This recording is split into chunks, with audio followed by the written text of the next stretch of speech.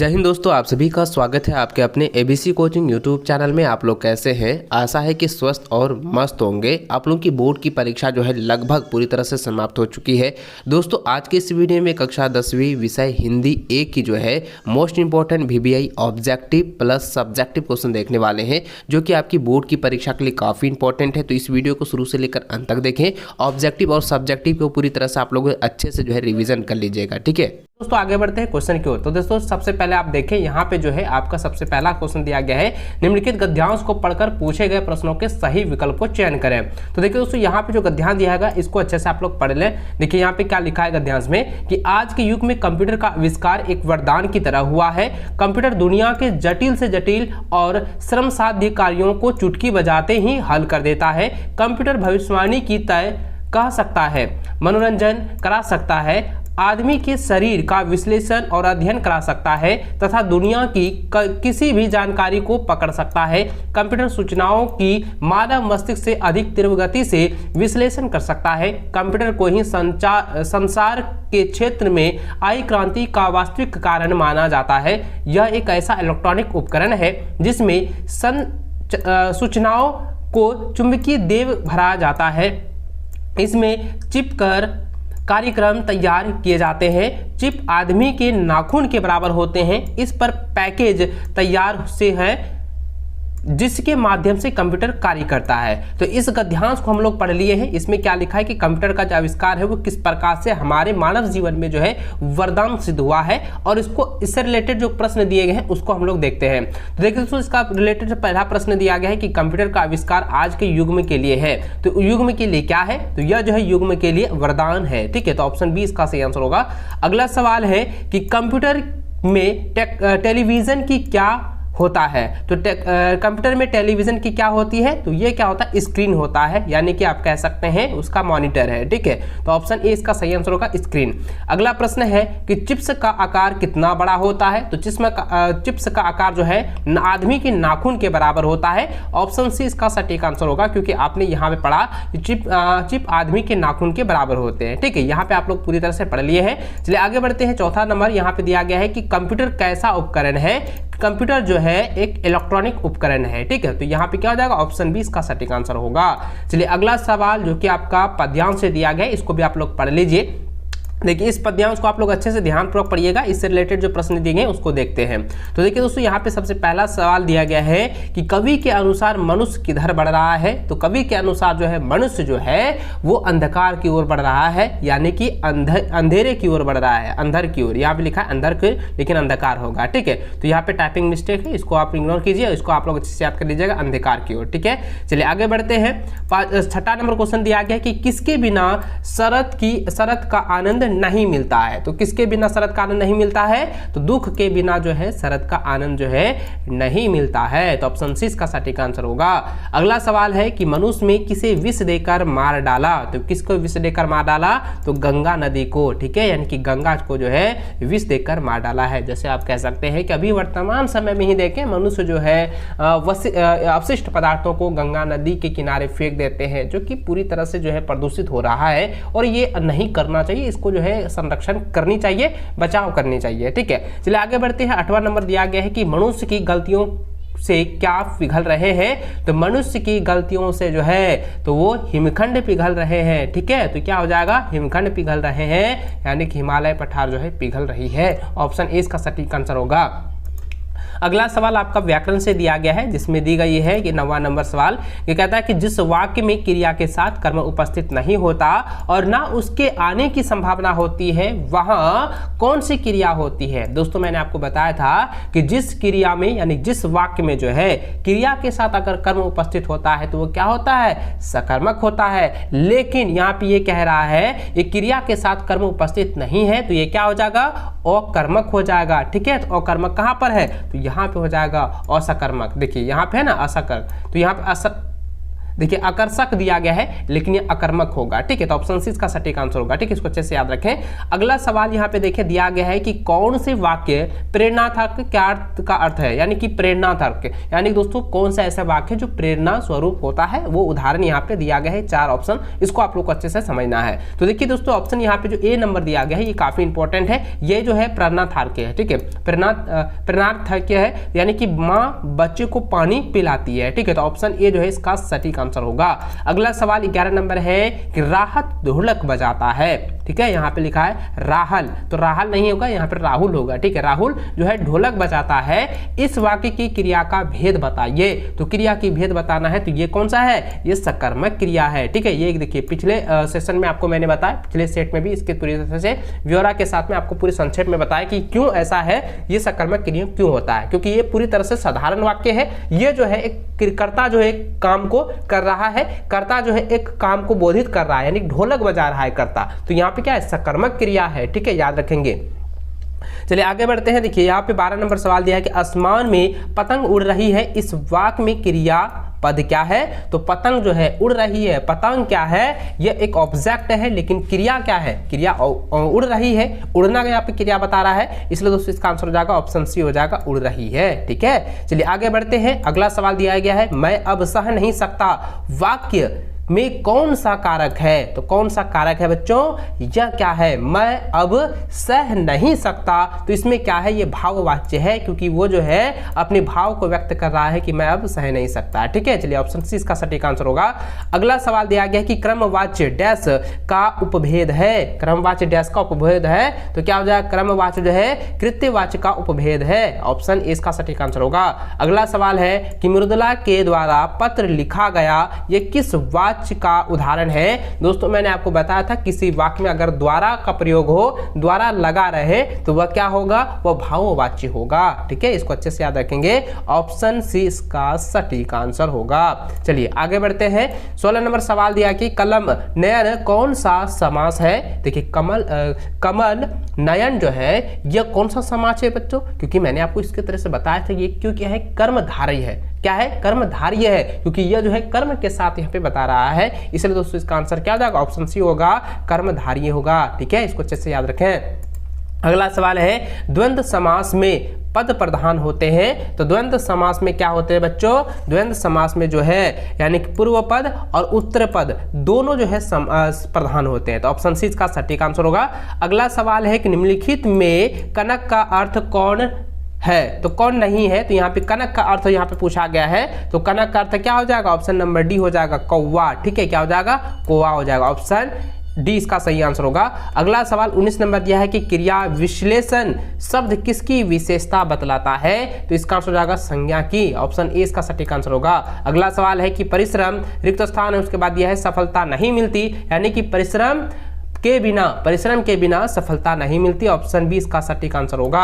अगला सवाल है जिस वाक्य में एक समापिका कार्य क्रिया होती है उसे वाक्य कहते हैं, तो उसे हम लोग क्या कहते हैं बच्चों, उसे जो है सरल वाक्य कहते हैं, ऑप्शन ए इसका सही आंसर होगा। चलिए इसको अच्छे से याद कर लें। अगला सवाल आपका बहुकल्पिक प्रश्न से यहाँ पे दिया गया है, जो कि आपका खंड गौ से है, जो कि पठित गद्यांश से दी गई है, ठीक है।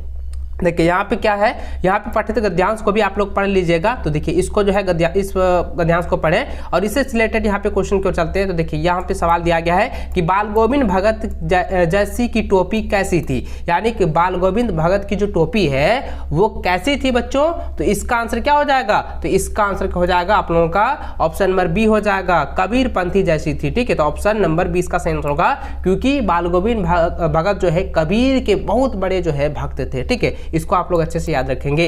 अगला सवाल 23 नंबर है कि बाल गोविंद भगत या बाल गोविंद जगत, यहाँ पे जगत लिखा है लेकिन बाल गोविंद भगत होगा यहाँ पे, बाल गोविंद भगत गले में कैसी माला बांधे रहते थे। तो आंसर हो जाएगा तुलसी के जड़ों की एक बडौल माला, ठीक है। तो ऑप्शन नंबर इसका 20 का सही आंसर होगा। चलिए अगला सवाल 24 नंबर की ओर। तो यहाँ पे देखिए 24 नंबर सवाल से पहले यहाँ पे कुछ गद्यांश से पंक्ति दी गई है, तो इसको भी आप लोग पढ़ लीजिएगा। यह तो एक डॉक्टर साहब का स्नेह था जो उनके मुंह से प्रशंसा बनकर वह रहा था यह साल भी हो सका है कि आज से 50 पहले अजमेर जैसे शहर में चारों ओर से उमड़ती भीड़ के बीच किसी संकोच कि एक लड़की का बिना धुआंधार बोलते चले जाना ही इसके मूल में रहा है। तो इसको आप लोग अच्छे से पढ़ लेना। आगे इसका सवाल दिया गया कि लेखिका ने कहाँ धुआंधार भाषण दिया है, तो लेखिका ने कहाँ दिया है, अजमेर में। ठीक है, तो ऑप्शन ए इसका सही आंसर होगा, क्योंकि यहाँ पे सटीक से बताया गया है कि यहाँ पे देख सकते हैं क्या लिखा है, पहले अजमेर जैसे शहर। ठीक है, तो यही आंसर हो जाएगा ऑप्शन ए। ठीक है, इसको अच्छे से आप लोग नोट कर लीजिए कॉपी में। ठीक है, 25 नंबर क्वेश्चन दिया है, लेखिका, ठीक है, लेखिका के पिताजी के सामने किसने उसके भाषण की प्रशंसा की है, तो किसने की है, डॉक्टर साहब ने की है। तो ऑप्शन सी इसका सही आंसर होगा। चलिए अगला सवाल पठित काव्यांश से दी गई है, जिसमें दिया क्या है कि माँ ने कहा पानी में झांक कर अपने चेहरे पर मत रीझना, अगर रोटी सेकने के लिए है, जलने के लिए नहीं। वस्त्र और आभूषण शाब्दिक भ्रमों की तरह है, बंधन है स्त्री जीवन के। तो इस काव्यांश को आप लोग पढ़ लीजिएगा। दोस्तों यह जो कविता है ना, ये काफी इंपॉर्टेंट है और इससे बोर्ड एग्जाम में प्रश्न 100% पूछे जाते हैं। इस कविता को आप लोग अच्छे से याद कर लीजिएगा। साथ ही दोस्तों इसके जो लेखक है, यानी कि इसके जो कवि हैं, उनके भी नाम आप लोग लिख लीजिएगा, याद कर लीजिएगा। ठीक है, चलिए इसका देखिए सवाल दिया गया है कि माँ ने किसे देखकर ना रिंझने का आदेश दिया है, तो किसे देखकर। तो दोस्तों यहाँ पे जो सवाल दिया गया है इसको आप लोग अच्छे से समझेंगे। तो यहाँ पे दोस्तों क्या है, किसको रिझने के, यानी चेहरे को रिझने के लिए ना दिया है, आदेश दिया है। ठीक है, चेहरों को सजावट की ओर जो है और निर्देश नहीं दिया गया है। ठीक है, अगला सवाल दिया है कि नारियों के लिए किसे बंधन बताया गया है, तो यानी कि वस्त्रों और आभूषणों को जो है बंधन बताया गया है। तो ऑप्शन 20 का सही आंसर होगा। अगला सवाल दिया है कि जितना ही दौड़ा तू उतना ही भरमाया, प्रभुता का शरण बिंब केवल मृग तृष्णा है, हर चरित्रता के छिपी एक रात कृष्णा है। ठीक है, तो इस पंक्ति में जो दी गई है, जो बातें यहाँ पे बताई गई है, उससे रिलेटेड यहाँ पे सवाल दिया गया है कि भरमाया शब्द का अर्थ है। तो भरमाया शब्द का अर्थ क्या है बच्चों, भरमाया का मतलब हो गया भ्रमित होना, यानी कि जो है घबरा जाना। ठीक है, चलिए ऑप्शन नंबर ए बी जो है इसका सही आंसर होगा। अगला सवाल है कि मृग तृष्णा का अर्थ है, तो मृग तृष्णा का अर्थ क्या होता है, छलावा। ठीक है, यानी कि धोखेबाजी जैसे कह सकते हैं, यानी छलावा देना। ठीक है, ऑप्शन इसी इसका सही आंसर होगा। अगला सवाल आपका खंड गौ में दिया गया है, जो कि जो आपका पाठ्य पुस्तक से है, जिसमें दिया गया है कि उत्साह किस प्रकार का काव्य गीत है। तो उत्साह जो है यह क्या है, आह्वान। ठीक है, आह्वान काव्य गीत है। तो ऑप्शन ए इसका सही आंसर होगा। अगला सवाल है कि माँ की अंतिम पूंजी किसे कहा गया है, माँ ने जो है अंतिम पूंजी अपनी बेटी को कहा है। तो ऑप्शन नंबर ए इसका सही आंसर होगा, बेटी को। अगला सवाल है कि मुख्य गायक की आवाज कैसी है, तो मुख्य गायक की आवाज जो है चट्टान जैसी भारी है। तो ऑप्शन 20 का सही आंसर होगा। अगला सवाल है सूरदास की भाषा है, तो सूरदास की भाषा कैसी है बच्चों, सूरदास की भाषा जो है वो ब्रज भाषा है। ठीक है, क्या होगा, ब्रज भाषा। ऑप्शन 20 का सही आंसर होगा। अगला सवाल है कवि को आकाश में फैले बादल कैसे लग रहे हैं, तो जो है काले घुंघराले बालों के समान जो है लग रहे हैं। तो ऑप्शन जो है 20 का सही आंसर होगा। अगला सवाल है समाज में नाक किसका प्रतीक मानी जाती है, तो इज्जत का प्रतीक मानी जाती है। ठीक है, इज्जत का प्रतीक मानी जाती है। ऑप्शन सी का सही आंसर होगा। अगला सवाल देखिए 39 नंबर दिया गया है कि माता का आंचल पाठ मुख्य पात्र कौन है, तो इसका आंसर क्या हो जाएगा बच्चों, इसका जो है 36 नंबर जो सवाल है ये काफी इंपॉर्टेंट है, ये बहुत बार एग्जाम में पूछा गया है, इसको आप लोग अच्छे से रट लीजिएगा। ठीक है, देखिए 36 नंबर का आंसर क्या हो जाएगा, ये भोलेनाथ का पात्र है। ठीक है, तो ऑप्शन नंबर सी इसका सही आंसर होगा। अगला सवाल 37 नंबर है कि लेखिका के ड्राइवर कम साइड का क्या नाम है, तो इसका आंसर क्या हो जाएगा बच्चों, इसका नाम हो जाएगा जीतन नागी। ठीक है, ऑप्शन सी। चलिए आगे बढ़ते हैं। 38 नंबर सवाल दिया गया है कि कस्बे के चौराहे पर किसकी मूर्ति लगी हुई है, तो सुभाष चंद्र बोस या चंद्रशेखर आजाद, क्योंकि आप लोगों ने पढ़ा है ना, आप लोगों ने क्या पढ़ा था, आप लोगों ने पूरी तरह से पढ़ा है सुभाष चंद्र। ठीक है, नेताजी का चश्मा, नेताजी कौन था, सुभाष चंद्र बोस। तो ऑप्शन नंबर ए इसका सही आंसर होगा। अगला सवाल है कि लेखक कनखियों से किसकी ओर देख रहा है, तो किसकी ओर देख रहा है बच्चों, तो वह जो है वह नवाब की ओर देख रहा है, ठीक है, नवाब की ओर देख रहा है, ऑप्शन डी। अगला सवाल है कि बिस्मिल्लाह खां का बचपन का क्या नाम था, तो उसका नाम था क्या, समुद्दीन, ठीक है, क्या हो जाएगा, समुद्दीन, ऑप्शन जो है सी इसका सही आंसर होगा। दोस्तों पहला क्वेश्चन खंड क में जो है अति लघु उत्तरीय प्रश्न यहाँ पे दिए गए हैं, जो कि एक गद्यांश से यहाँ पे शुरुआत की गई है, ठीक है। तो सबसे पहला यहाँ पे सवाल देखें, जिसमें दिया गया है कि निम्नलिखित गद्यांश में से 7 प्रश्न पूछे गए हैं, किन्हीं 5 प्रश्नों का ही आपको उत्तर देने हैं, जो कि प्रत्येक प्रश्न जो है वो 2 अंक का होगा, ठीक है, जिसमें कि आपको 5 प्रश्न का ही जवाब देना है। फुल मार्क आप लोगों को इसमें 10 मिलेगा।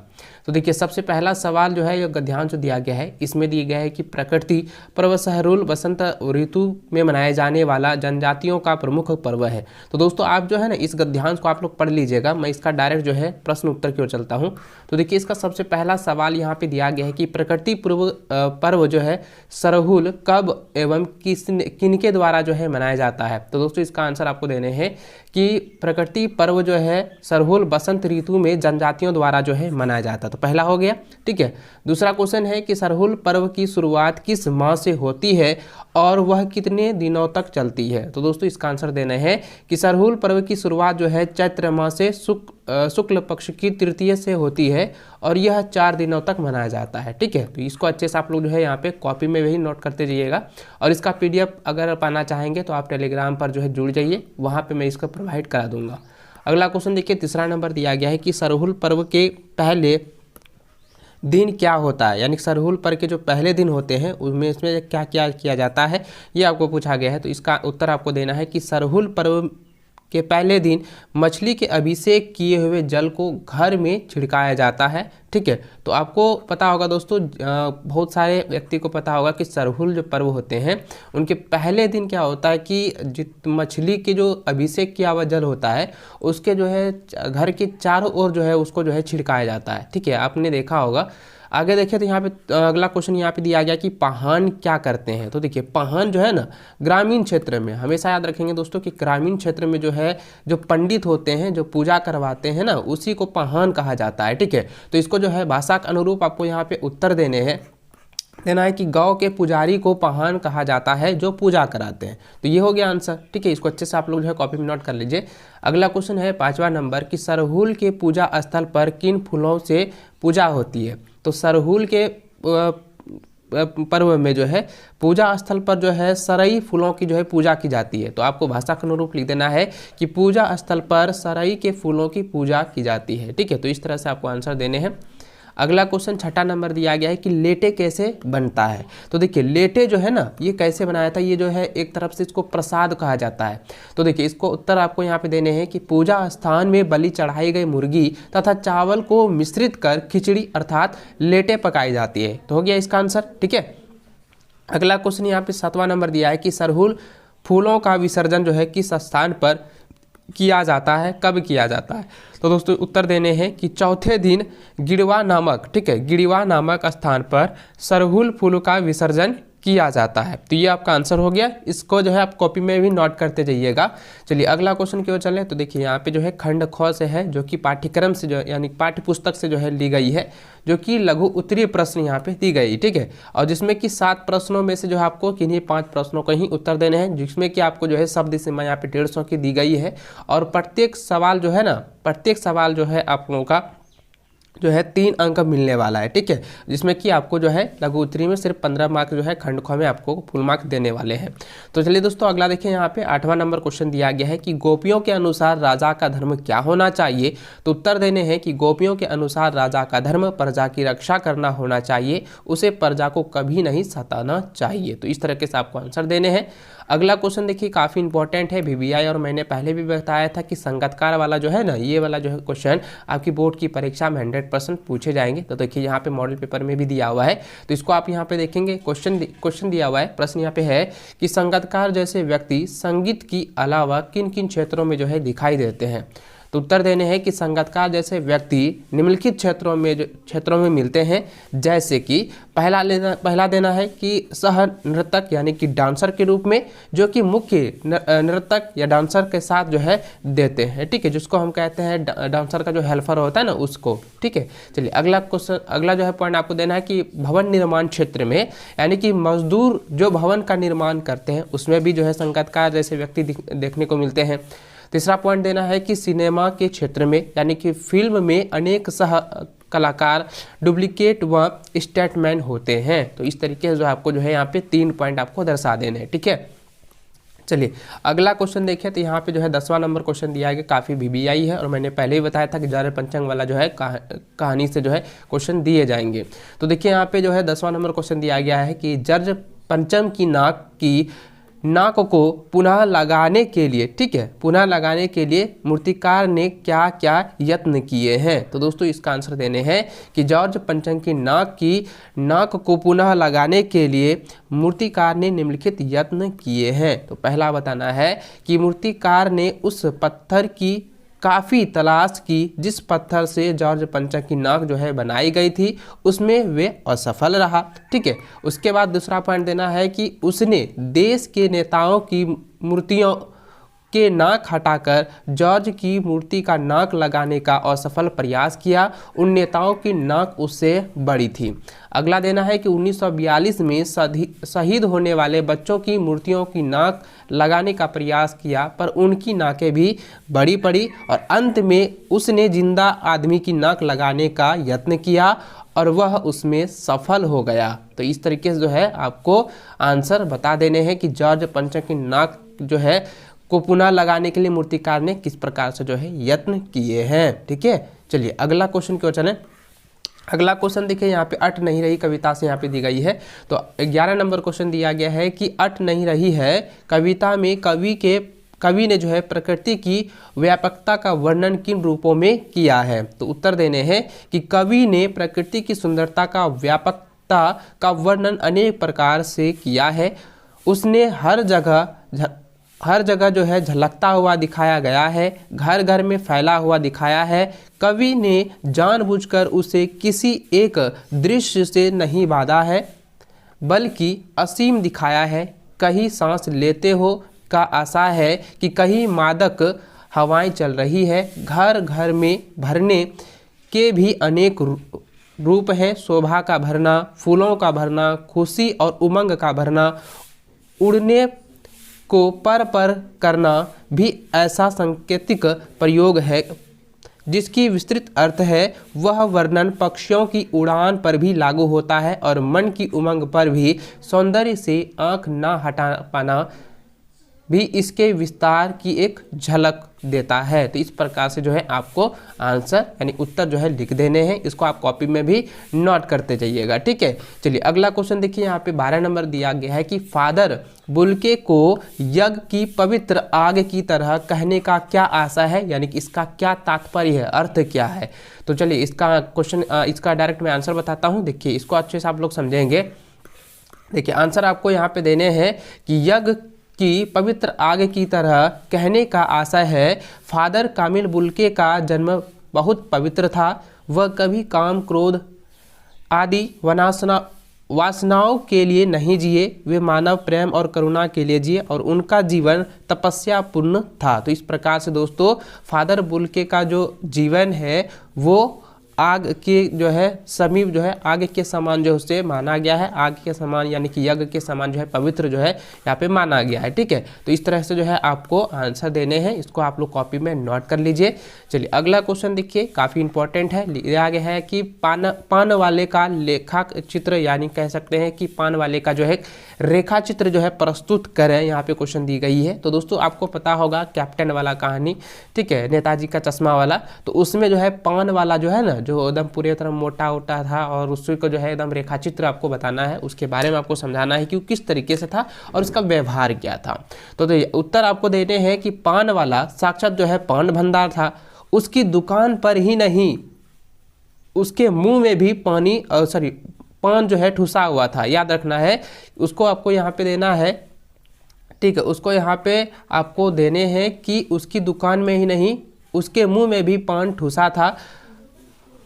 पान के कारण, यहाँ पे आपको देना है कि पान के कारण वह बात तक नहीं कर सकता था। यदि उसके कोई पूछ ले तो पहले उसे पीछे मुड़कर थूकना पड़ता था। हाँ, स्वभाव में वह बहुत ही रसिया, हंसमुखी और मजाकिया था।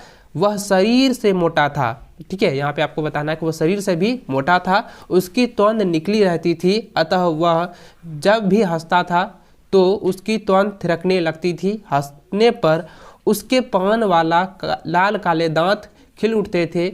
वह बातें बनाने में उस्ताद थे और उसकी बोली में हंसी और व्यंग का पुट बना रहता था। तो इस प्रकार से दोस्तों पान वाला का जो है रेखाचित्र प्रस्तुत कर देना है। ठीक है, चलिए अगला क्वेश्चन 14 नंबर दिया गया है कि चश्मे वाले को देखकर हलदार साहब चक्कर में क्यों पड़ गए थे। तो आपको उत्तर देने हैं कि चश्मे वाला घूम घूम कर जो है चश्मा बेचता है। उसके हाथ में एक संदूक सी रहती है, यहाँ पे हो जाएगा सी। ठीक है, यहाँ पे हो जाएगा सी, संदूक सी रहती है। और दूसरे हाथ में एक बांस का डंडा जिस पर विभिन्न प्रकार की तस्वीर लटके रहते हैं। हलदार साहब भी चश्मे वाले को देखकर ही उसकी वास्तविकता की जानकारी से काफ़ी भयभीत हो गए थे, क्योंकि वह उनकी स्वर्ण भक्ति या स्वयं भक्ति कह सकते हैं, यहाँ पे स्वयं होगा, स्वयं देशभक्ति और सकारात्मक भावनाओं को देखकर दंग रह गए।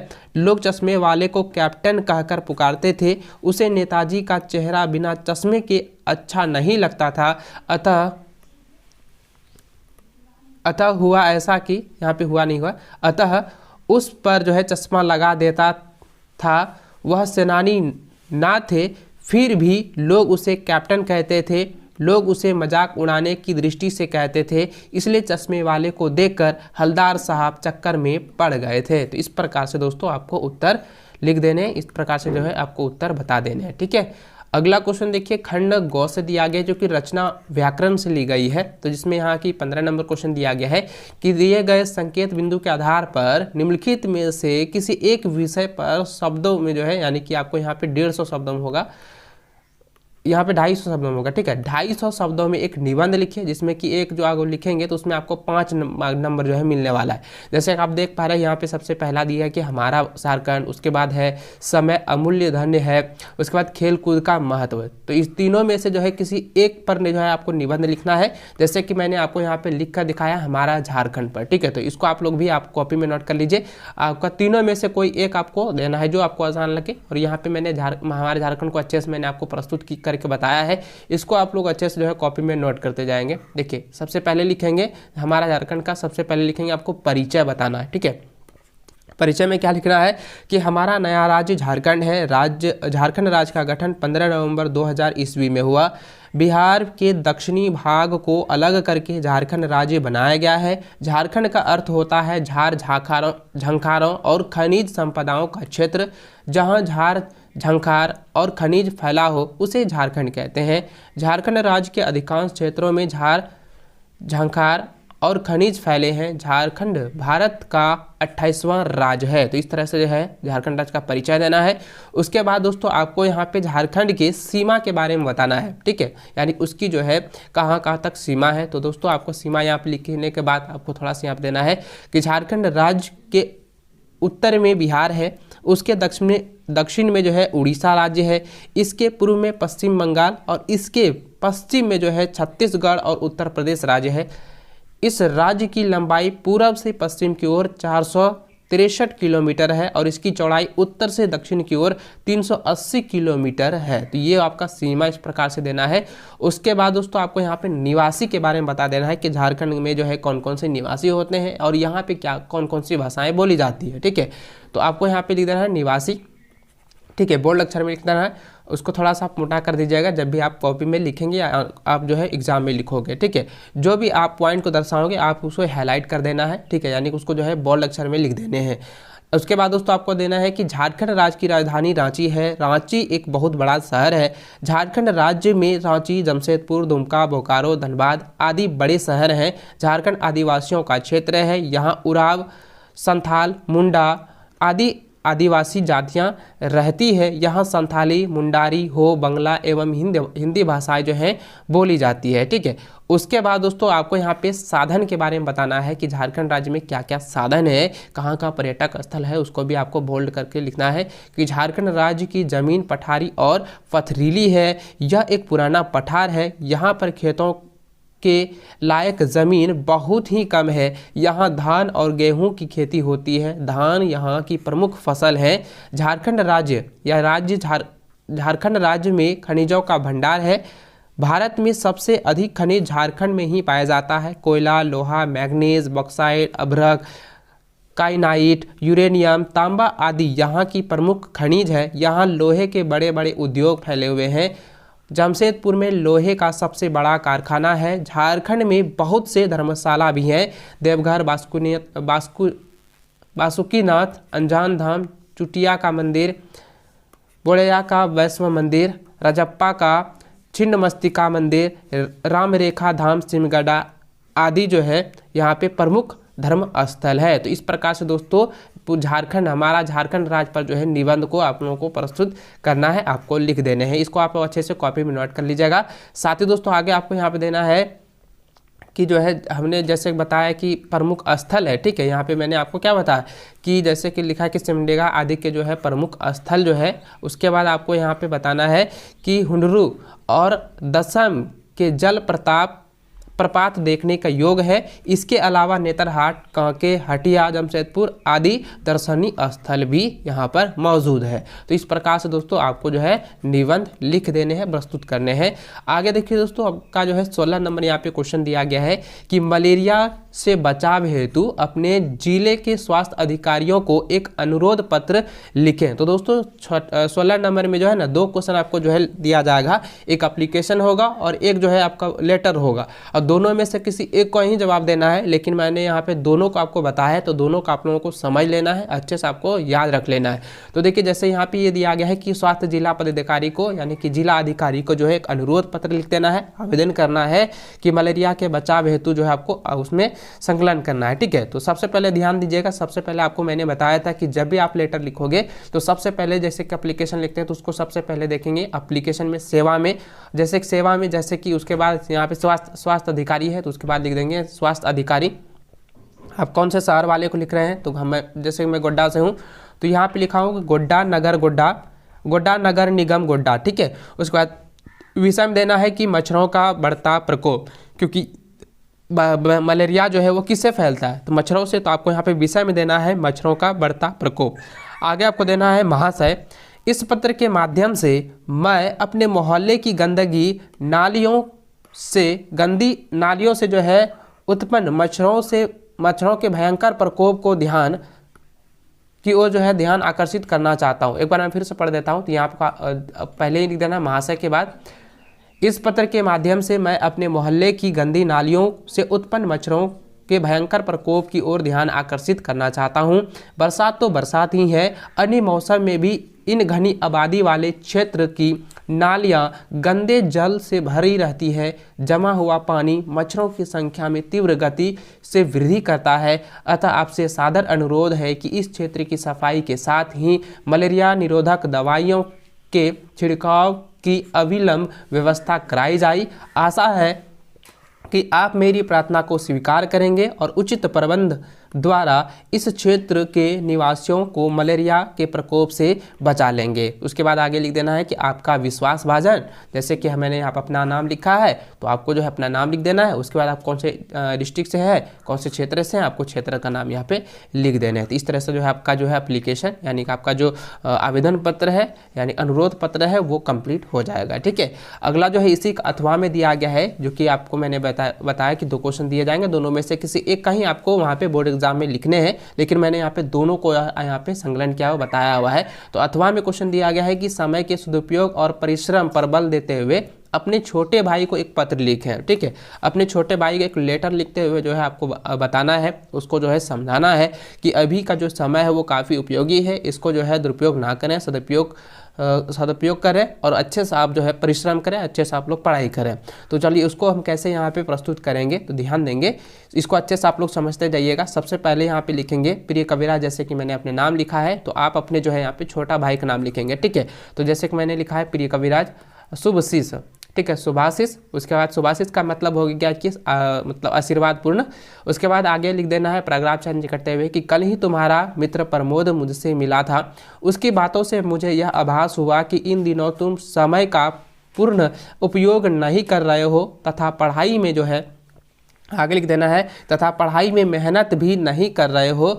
अभी तुम्हारा एक एक मिनट अत्यंत कीमती है। अच्छे परीक्षाफल के द्वारा ही तुम्हें अपने भविष्य की ठोस आधारशिला रख सकते हो। याद रखो, जो व्यक्ति अपने जीवन का प्रत्येक क्षण सदुपयोग करता है वह भाग्यवान बनता चला जाता है। जो अनवरत, यानी अनवरत मतलब कहता है अनगिनत परिश्रम करता है, वही उन्नति की सीढ़ियों पर नियंत्रण चला जाता है। ऐसे व्यक्ति ही जीवन में सदा प्रसन्न, संतुष्ट और संपन्न रहता है। विद्यार्थी के लिए तो समय के सदुपयोग और सही दिशा में कड़ी मेहनत की और भी अधिक आवश्यकता है। आगे लिख देना है पैराग्राफ चेंज करते हुए कि आशा है कि इन बातों को ध्यान में रखोगे। स्वर्णिम भविष्य तुम्हारी प्रतीक्षा कर रहा है, शुभकामनाओं के साथ। उसके बाद आपको जो है शुभकामनाओं के साथ जस्ट नीचे लिखेंगे, आप अपना जो है पता वहाँ पे लिखोगे। उसके बाद इधर कोने में लिख देंगे तुम्हारा बड़ा भाई। उसके बाद आपका जो नाम है ना, यहाँ पे अपना नाम जो है लिख दीजिएगा, जैसे कि मैंने यहाँ पे लिखा है, तो इसको आप यहाँ पे या इस जगह लिखिएगा। ठीक है, इसको अच्छे से आप लोग जो है नोट कर लीजिए और इसको अच्छे से आप लोग इसी भाषा के अनुरूप भी आप लिख पाओगे।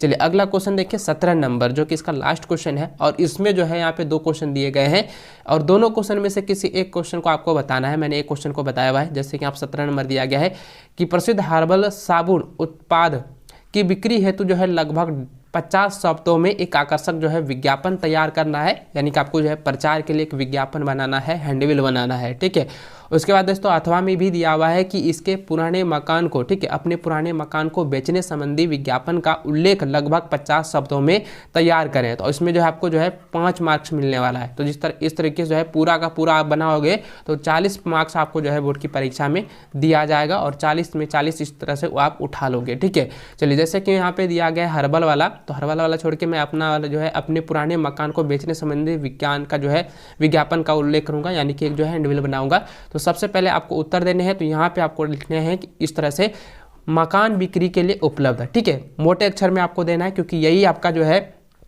हेडलाइन है, आपका ये हेडलाइन बन जाएगा, मानव बिक्री के उपलब्ध, ठीक है, के लिए उपलब्ध है। उसके बाद आपको देना है कि गोड्डा शहर के पोस्ट ऑफिस रोड में मकान बिक्री के लिए उपलब्ध है। देखिए जैसे कि मैंने यहाँ पे अपना शहर का नाम लिखा है, तो आप अपने शहर का नाम लिखिएगा। ठीक है, उसके बाद आपको नीचे लिख देना है कि यह मकान 2 मंजिला और 12 कमरे वाला है। आप यहाँ पे अपने मन से कोई भी दर्शा सकते हैं। और इस मकान के 2 तरफ जो है 8 मीटर चौड़ी सड़क है। स्कूल, बाजार, मॉल, पार्क आदि मकान के निकट है, तो संपर्क करें। तो यहाँ पे आपको देना है, आप जो है कोई भी नंबर यहाँ पे दे दीजिएगा। ठीक है, उसके बाद समय आप दर्शा दीजिएगा कि सुबह 9 बजे से लेकर 11 बजे तक आप संपर्क कर सकते हैं। और दोस्तों आप याद रखेंगे, जब भी आप एग्जाम में लिखोगे ना, तो आप ये वाला जो मैंने बॉर्डर लाइन यहाँ पे खींचा हुआ है, तो आप इसको भी आप बॉर्डर लाइन जो है एग्जाम में जो है आप लिख दीजिएगा। तो ये क्या होगा, काफ़ी आकर्षक हो जाएगा और इसमें जो है आपको जो है एक भी नंबर नहीं कटेगा, 5 में 5 नंबर आपको मिल जाएगा। ठीक है, और दोस्तों आई होप कि इस वीडियो में आप लोगों को अच्छे से समझ में आ गया होगा। मैंने जो है आप लोगों को 17 का 17 क्वेश्चन जो है आप लोगों को मैंने बताया है और अथवा वाला भी मैंने अधिकतर क्वेश्चन बता दिया है। और इसको आप लोग जो है ना अच्छे से तैयार कर लेते हैं। अगर आप 100% इसको आप तैयार कर लेते हैं तो आपकी बोर्ड की परीक्षा में मैं कहूँगा गारंटी के साथ कि आप जो है अच्छे नंबर से पास हो गए, क्योंकि दोस्तों मॉडल पेपर से बहुत सारे क्वेश्चन इस बार भी टच होंगे और इस बार आने वाले हैं। ठीक है, और दोस्तों आपने अभी तक वीडियो को लाइक नहीं किया तो वीडियो को लाइक अपने सभी दोस्तों के साथ शेयर करें